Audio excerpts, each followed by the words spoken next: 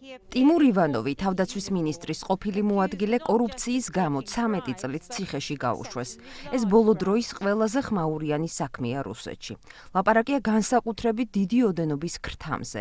გამოძიების ვერსიით, სამხედრო მაღალჩინოსანმა მილიონები მიითვისა, მათ შორის ოკუპირებული მარიუპოლის სკოლების მშენებლობის პროექტიდანაც. ცნობისთვის სისტემაშია 2013 წლიდან. მისი ოჯახის ზღვარგადასული ფუფუნების შესახებ იცოდნენ აქამდეც.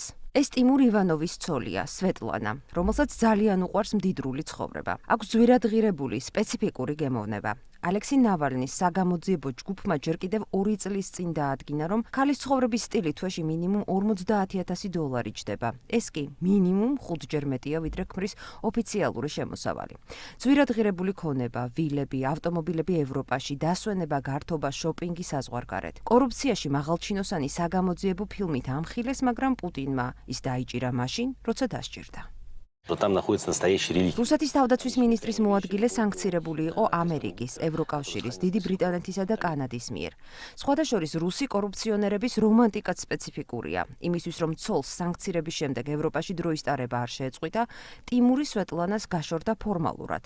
ასე ქალმა შეძლო უკრაინაში სისხლის ზღვრის პარალელურად საფრანგეთის ზამთრის კურორტზე დაესვენა. ივანოვმა და მისმა ცოლმა სვეტლანამ €1,000,000 მეტი დახარჯა შვებულებაში, ვილებისა და იახტების სამკაულებისა და ტანსაცმლის დაქირავებაში. თანამდებობის პირის ცოლის პირადი ხარჯი კი აანაზღაურა კომპანიამ, რომელიც ომით განადგურებული უკრაინის ქალაქის მარიუპოლის სარეკონსტრუქციო სამუშაოებს აწარმოებს.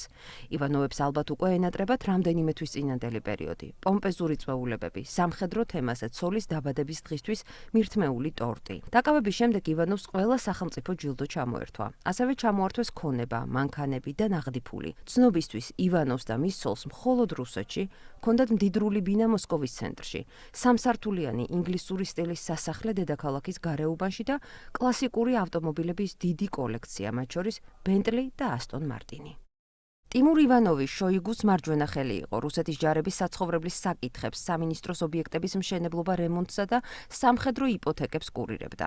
ჩართული იყო რუსეთის შეიარაღებული ძალების მთავარი ტაძრის მშენებლობის საქმეში, დანიშნა თავად პუტინმა. ათეულობით მილიონი დოლარის კორუფცია არ არის ის, რის გამოც რუსეთში პრობლემა შეგექმნება. ამიტომ მე ვფიქრობ, რომ ამას არაფერი აქვს საერთო კორუფციასთან. ან მის დონესთან, ან იმასთან, თუ რამდენად გახდა ეს კორუფცია საჯარო, რადგან ბევრი სხვა ადამიანია, რომელიც ამ კორუმპირებული სისტემის ახალი, თვალსაჩინო მომხმარებელია და რჩებიან დაუსჯელები.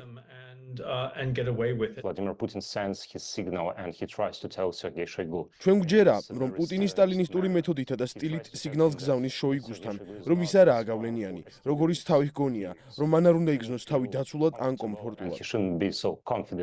შოიგუ თავდაცვის მინისტრი აღარ არის, მაგრამ ინარჩუნებს მნიშვნელოვან როლს, როგორც პუტინის უსაფრთხოების საბჭოს მდივანი. ივანოვის განაჩენი თავდაცვის ჩინოვნიკების წინააღმდეგ კორუფციის საქმეების სერიაში ყველაზე მკაცრი სასჯელია. კორუფციულ დანაშაულზე ბოლო 2 წელში 20-მდე სამხედრო ჩინოვნიკი თუ გენერალი, მათ შორის მინისტრის 2 ყოფილი მოადგილე დააკავეს. ჯამში კი 100-მდე მერი, გუბერნატორი თუ ადგილობრივი მოხელე მოხვდა ბიუჯეტიდან ფულის მოპარვის გამო გისოსებს მიღმა ბოლო პერიოდში. მაგრამ არავის ჯერა, რომ პუტინი კორუფციას ებრძვის. უკრაინაში შეჭრის გამო რუსეთს მეორე მსოფლიო ომის შემდეგ არნახული სამხედრო დანაკარგი აქვს. კოლაფსის მდგომარეობაში მყოფი ეკონომიკისა და საბრძოლო ველზე კოლოსალური ზარალის წინაშე მყოფმა პუტინმა სისტემისვე გამოხრა დაიწყო. FSB-ს კანიბალიზმი ასე უწოდებს უცხოური მედია რუსეთში მიმდინარე კორუფციასთან ეგრეთ წოდებულ ბრძოლას. მინისტრები, გუბერნატორები, გენერლები, თუნდაც მთელი ცხოვრების მანძილზე იძინა რუსეთის ერთგული წევრები დაიჭირეს, გაათავისუფლეს, ან სულაც საეჭვო ვითარებაში გარდაცვლილი იპოვეს, თვითმკვლელობის ვერსიით. საერთაშორისო სანქციების გამო კრემლი მილიარდებს კარგავს და არც ახალი წყაროები ჩანს. მილიარდებს ზარალობენ ოლიგარქები გაყინული აქტივებიდან. ექსპერტებისთვის ნათელია, რომ რეპრესიების ახალი ტალღა პროვოცირებულია სამხედრო ეკონომიკით, რომელზეც რუსეთი გადავიდა. But the real story, the one that will determine this war's outcome, is not happening on the battlefield. რეალური ამბავი ბრძოლის ველზე არ ხდება. ის კრემლში ძალაუფლებისთვის ჩუმ სასტიკ ბრძოლაში გამოიხატება.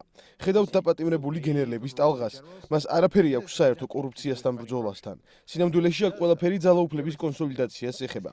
ის, რაც ახლა რუსეთში ხდება, განსხვავებულია იმისგან, რასაც პრესა გეტყვით. ეს რეფორმა არ არის, ეს მაფიის ომია. კლანები სიკვდილამდე იბრძვიან ომის ნადავლისთვის. თითოეული დაპატიმრება არის ნაბიჯი ფულადი ნაკადების ხელში ჩასაგდებად. ქვეყანას მნიშვნელოვანი ეკონომიკური პრობლემები აქვს. სახელმწიფო ბიუჯეტი უბრალოდ იშლება. სახელმწიფო ვერ ახერხებს თავის მუშაკებს ხელფასები გადაუხადოს. რუსული ოჯახების 13%-ს ახლა მხოლოდ საკვების ყიდვა შეუძლია.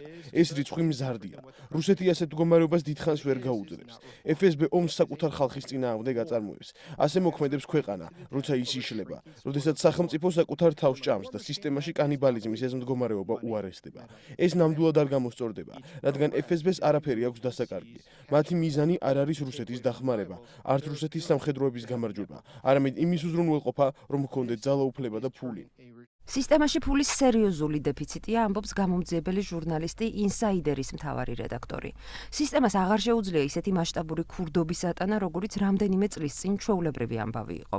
კორუფციის წინააღმდეგ ბრძოლა ძლიერდება არა იმიტომ, რომ რუსეთი უფრო ცივილიზებული სახელმწიფო ხდება, არამედ იმიტომ, რომ კრემლს ფული გაცილებით მეტად სჭირდება.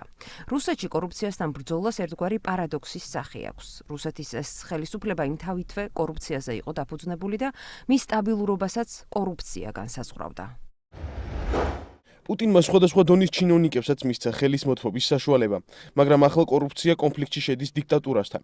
ჩვენი გამოძიებების უმეტესობა მონაცემთა ბაზებზე წვდომას უკავშირდება, ანუ სარგებლობთ კორუფციული სისტემის დაუცველობით. ამის ერთ-ერთი მაგალითია, თუ როგორ არ იმუშავა კურსკში აგებულმა დაცვის ზღუდეებმა, რადგან ადგილობრივმა ჩინოვნიკებმა და თავდაცვის სამინისტროს წარმომადგენლებმა ფული მოიპარეს. ასე დაეჯახა პუტინის პოლიტიკური მიზანი დაპყრობითი ომი კორუფციის პრობლემას.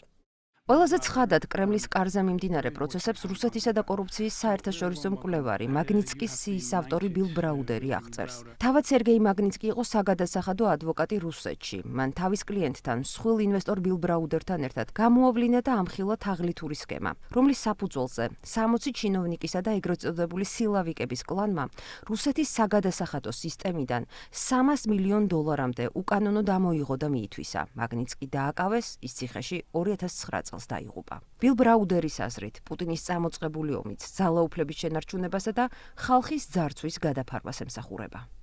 Over a 23-year period, Putin and about 1,000 people around him have stolen $1 trillion from the Russian state.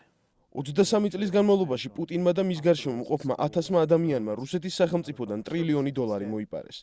ეს ის ფულია, რომელიც საავადმყოფოებზე, სკოლებზე, გზებსა და სხვა საჯარო სერვისებზე უნდა დახარჯულიყო. სინამდვილეში კი დასავლეთში კერძო გემებზე, იახტებზე, ვილებზე და სხვა ფუფუნების ნივთებზე დაიხარჯა. ძალიან მცირე ჯგუფისთვის. პუტინმა ეს კარგად იცოდა და იცოდა, რომ თუ არაფერს გააკეთებდა, საბოლოოდ რუსი ხალხი მას მიაკითხავდა. ასე რომ, რა უნდა გააკეთო, თუ დიქტატორი ხარ და საკუთარი ხალხისგან ძალიან ბევრ ფულს იპარავ, იპოვის საგარეო, უცხო მტერს და ომს იწყებ. ჩემი აზრით, უკრაინაში ომი განადგურების ომია, რომლის მიზანია რუსი ხალხის ყურადღება გადაიტანოს იმ საშინელი ცხოვრების ხარისხისგან, რომელსაც ისინი განიცდიან.